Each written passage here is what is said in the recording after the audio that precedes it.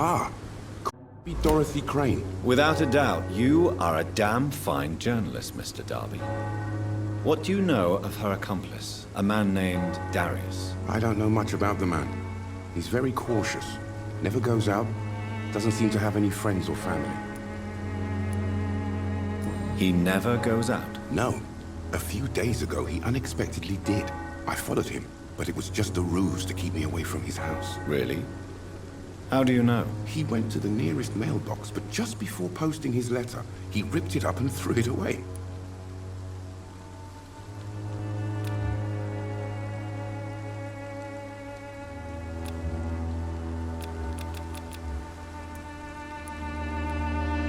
He has no relatives at all? No, except for that strange man, a poet named Richard Nethercott, who sometimes comes by. Darius would never let him in. Where can I find this Mr. Nethercott? He spends most of his time lurking around Whitechapel, talking to himself or declaring verses. These days, you can usually find him behind the church. Goodbye, Mr. Darby. Farewell.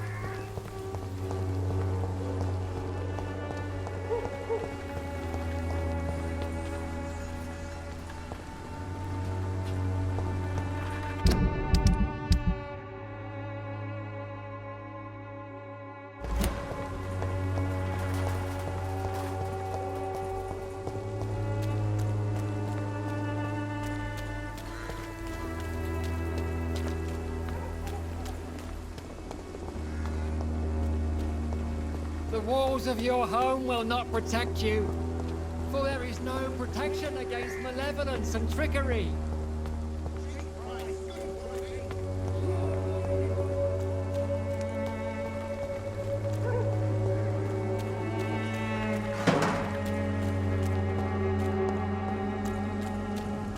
It's one of them! Steady, boys! We've got one of them! All of you bloody leeches need killing! A bloody monster!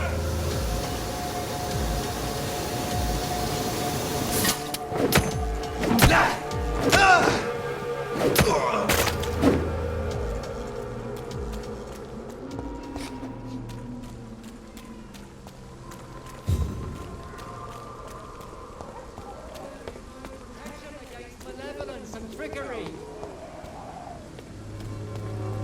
You are blinded by your false faith.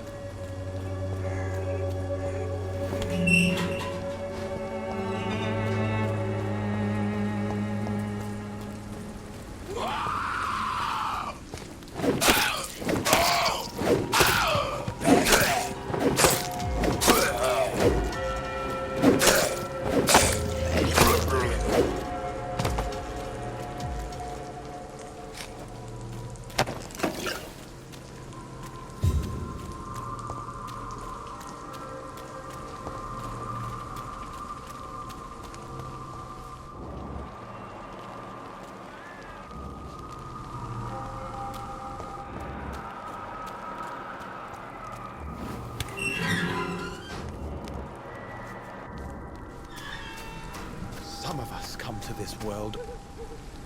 Good evening, sir. I'm Dr. Reed. I would like to ask you a few questions. Please be my guest. Although I may not be the best informant regarding this part of town, My words speak about that which the eyes cannot see. Really? Are you an artist of some kind? I'm a poet, sir. Richard Nethercott, at your service. May I ask you a few questions about the district? Extraordinary part of town, is it not? I'll be glad to help you, if I can.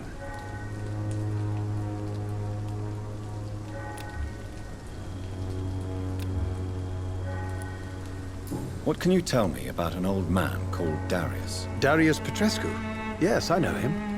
At first, I thought he was only a small publisher. I invited him to publish my work, but his reaction was pretty clear. Not interested in your talent? Darius is an old political activist who takes delight in printing tracts and lampoons. Those communist activities only require mediocre writing skills.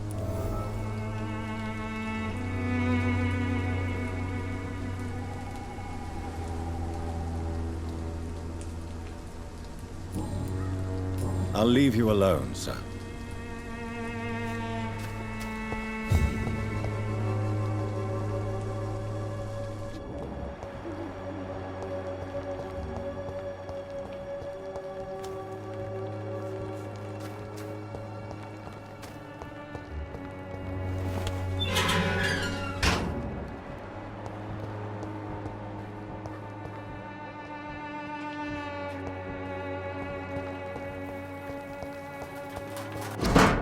The content of Darius' letter to his children could give me more leverage to enter.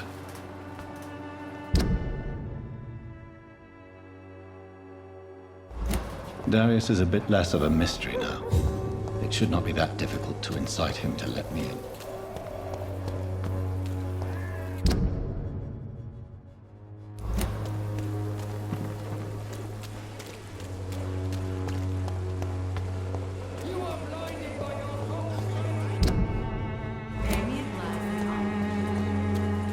Cheap price, good quality. Come on, take a look. Don't be afraid.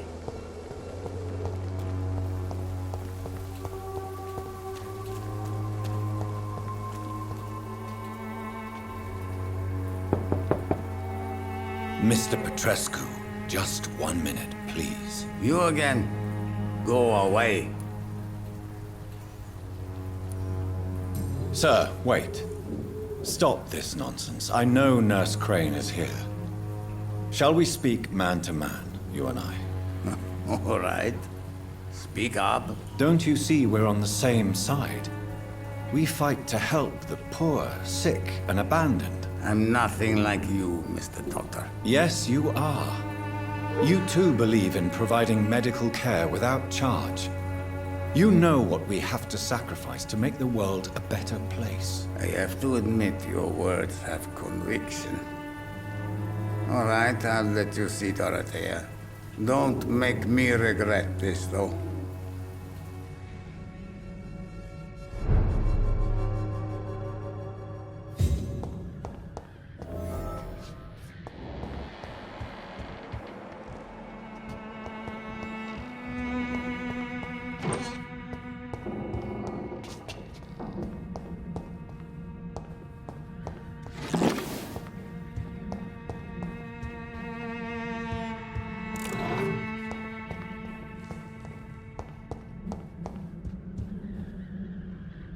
If you want to talk to Dorothea, you must go across the courtyard and take the stairs. We've not been formally introduced. May I ask your name and occupation, sir? I am Darius Petrescu. I'm here to keep snitches and spies away from Dorothea. And I also run this little print shop. Goodbye, Mr. Petrescu.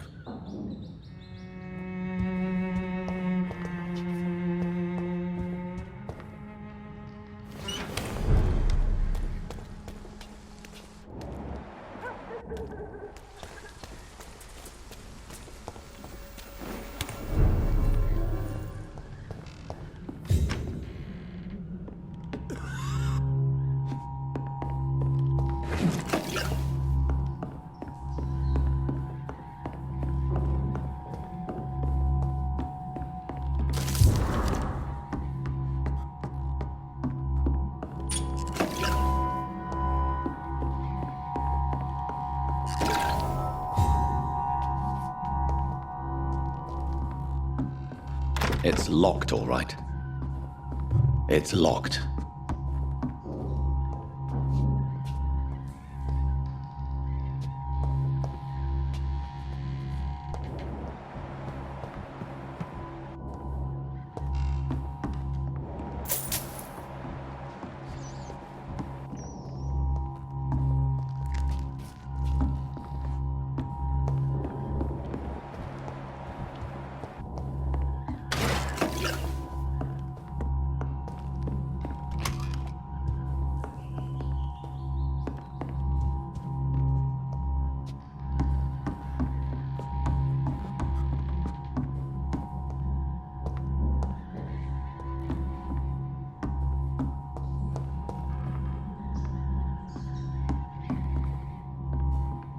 It's locked.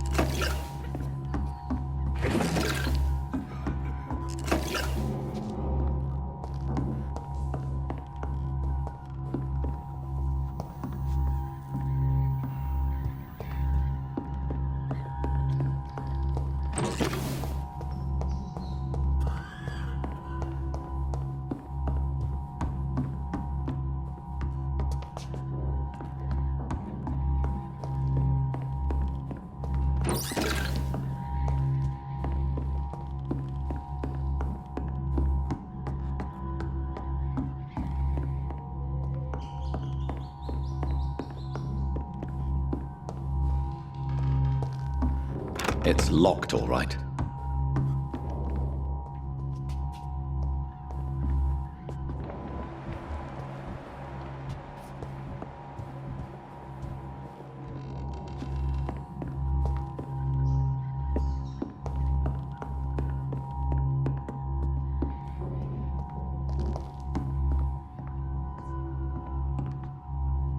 I cannot enter.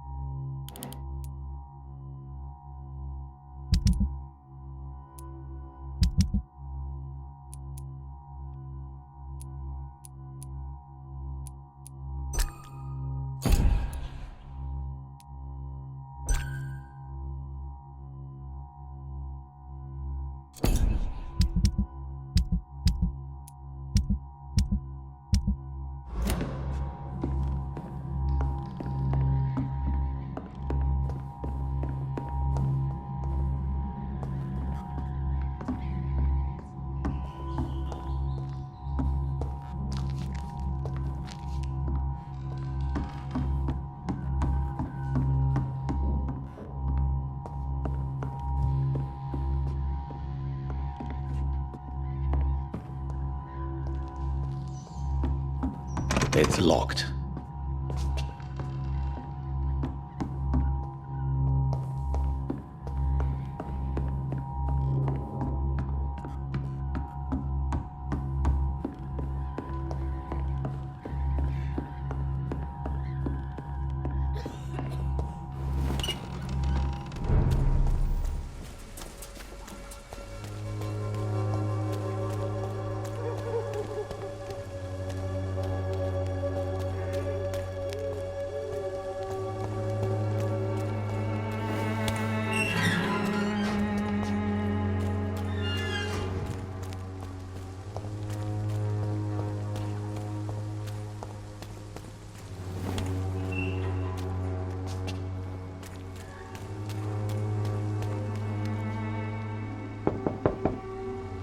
Hello, Mr. Petrescu. Hello, Dr. Reed.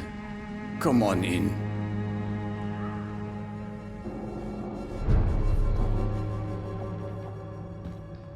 Yes?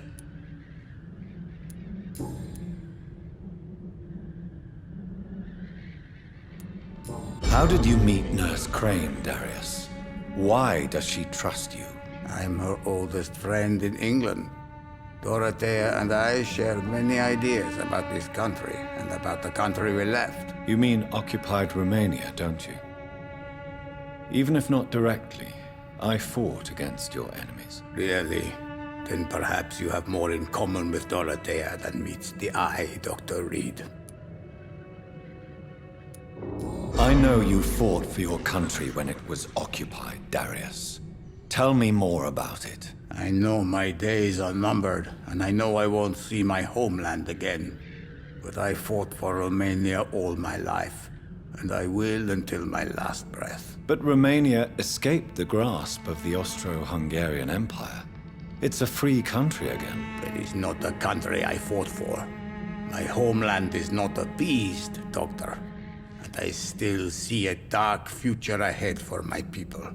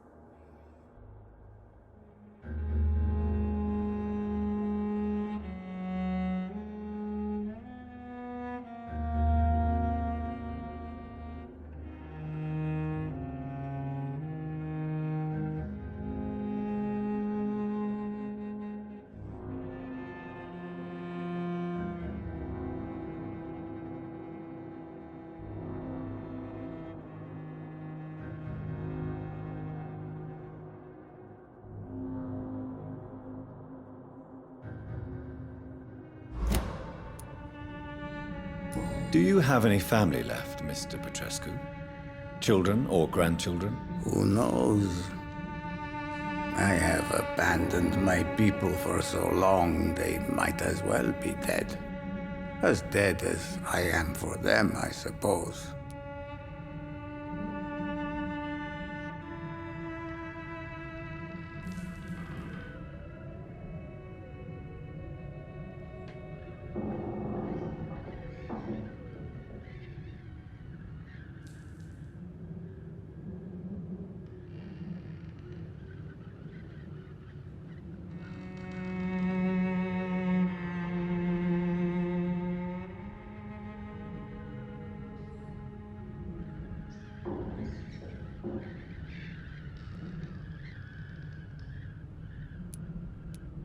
This war won't last forever. Did you ever think of returning to your country now it's free? No. I have taught strength and determination to my sons and daughters. I'm an old, dying man who only has memories of better times to cherish.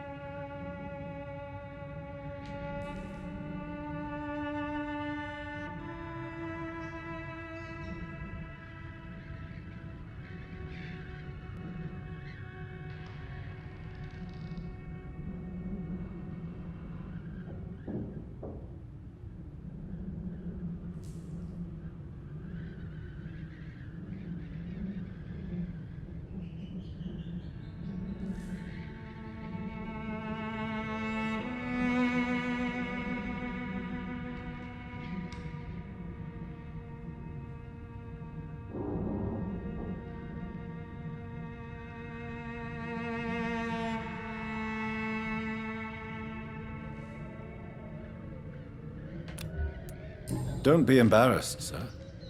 If you must know, my own father disappeared many years ago, and I forgave him. It's quite awkward to talk about our families like this, but thank you, Dr. Reed. I appreciate your trust.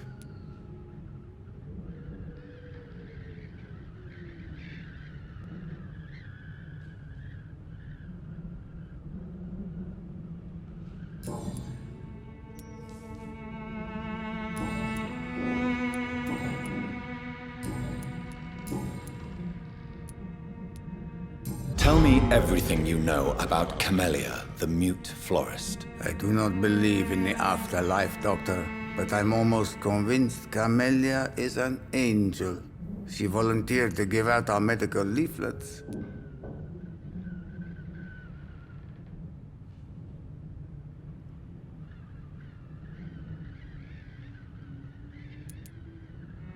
Are you not worried for her safety?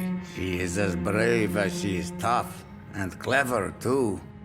If only I had met her when I was younger. Are you in love with Camellia, Mr. Petrescu? Don't be stupid.